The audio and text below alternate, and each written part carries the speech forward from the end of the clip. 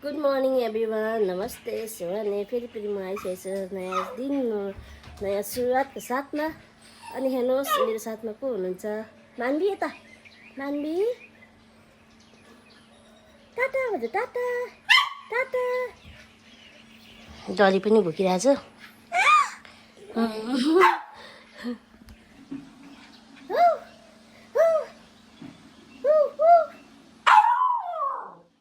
डली बाई टाटा। जाऊ। टाटा भन्छ।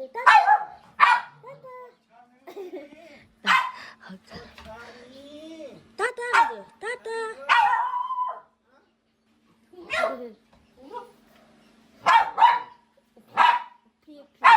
उफ्री उफ्री Tata.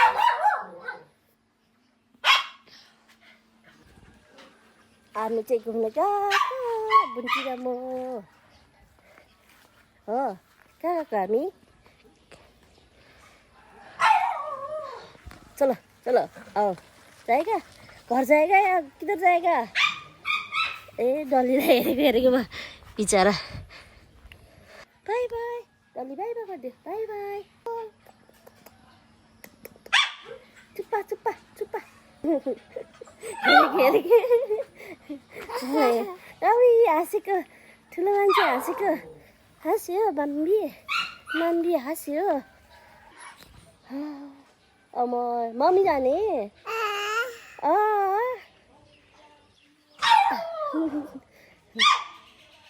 By bye bye bye bye by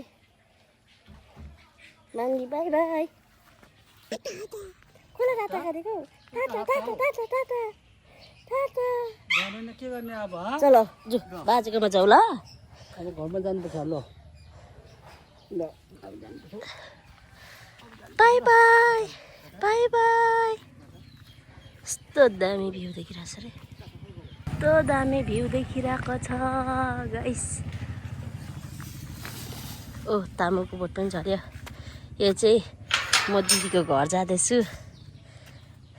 यी कोही छन् त हाम्रो, एक पाइलामै दिदीको घर भेटिहाल्छ। यहाँको दिदीको घर हो। के गर्नुभएको काका? ए दिदी,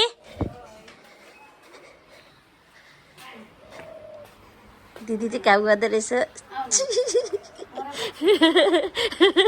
मरे मरे। वा खोइ एलिसा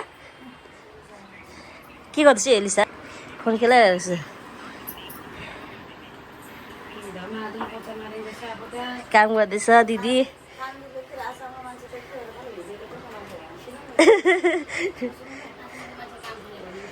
काम छैन अन्त डुली डुली अन्त।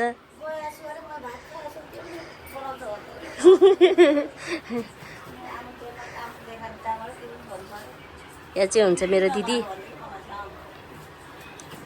काका काम गर्दैछ। काका खतरा काम गर्छ। बिहान उठेदेखि काम गर्छ।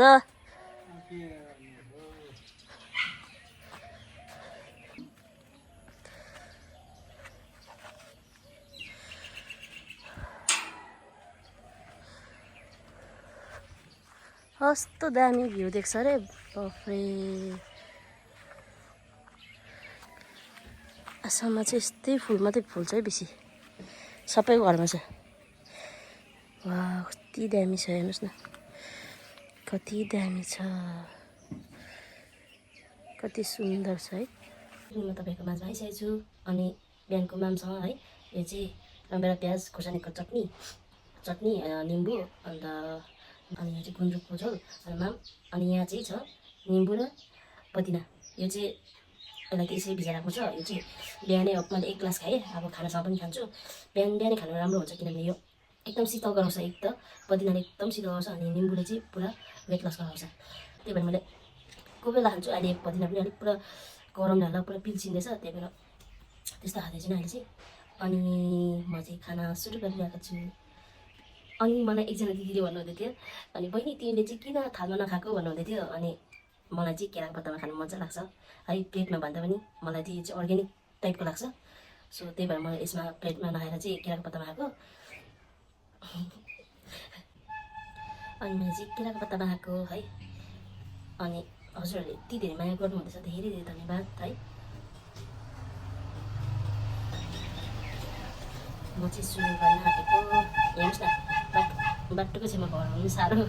आइसक्रिम भैया जाँदैछ आइसक्रिम बेच्दै।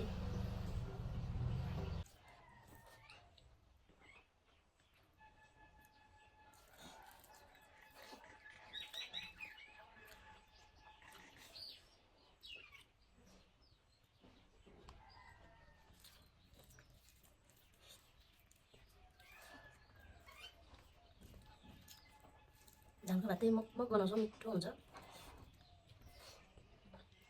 यति मिठो हुन्छ कि धानको भात चाहिँ।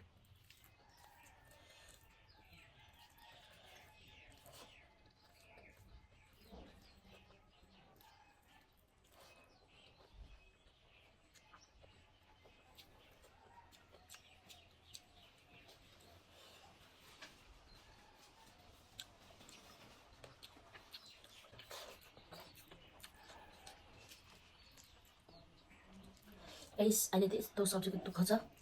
भेन्डी पनि खाँदा खाँदा भक्कु भइसक्यो, भेन्डी न्युट्रेलाहरू। नयाँ सब्जी पनि त्यस्तो, लौकाहरू कता कता देख्छ, अरू सब्जी पनि छैन। कति महँगो छ यहाँ त फेरि, आम्मामा 60देखि माथि तलको त छँदै छैन सब्जी, एकदम माथि। लौकाहरू 70-80, कोपीहरू त छुनै सक्दैन। इस्कुस त आमा कहिले रेट घट्दैन इस्कुसको त। सधैँ मैले पनि सब्जीहरू रोपेर खान्थेँ, योपालि चाहिँ केही रोप्नु पाइनँ, बाहिर भयो। अन्त योपालि मैले त्यही धान रोप्नु पाइनँ, अन्त त्यहाँदेखि आन्टीलाई दिएँ भागीमा, उनीहरूले रोपेको। अन्त अहिले योपालि सघायो रोप्नु।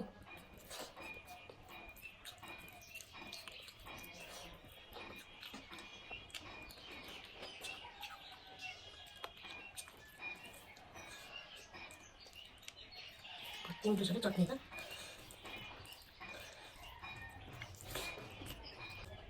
चाहिँ यता दिदी मेरो जेठानी दिदीको घर छ, अनि नजिक सबै घर नजिकमा छ।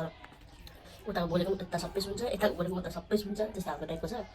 अन्त एकदम नजिक छ, अन्त हल्लाहरू पुरा सुन्छ। अन्त इभन अब गाडी बाइकहरू जाँदैछ जान्न सुनिहाल्छु।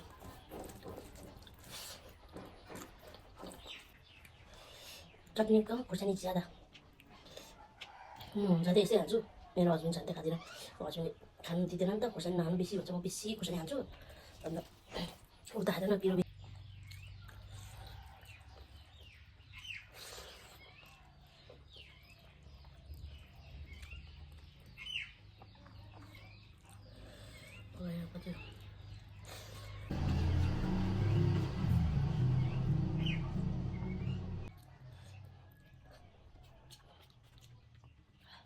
मिठो लाग्यो, खुर्सानी पुरा भयो।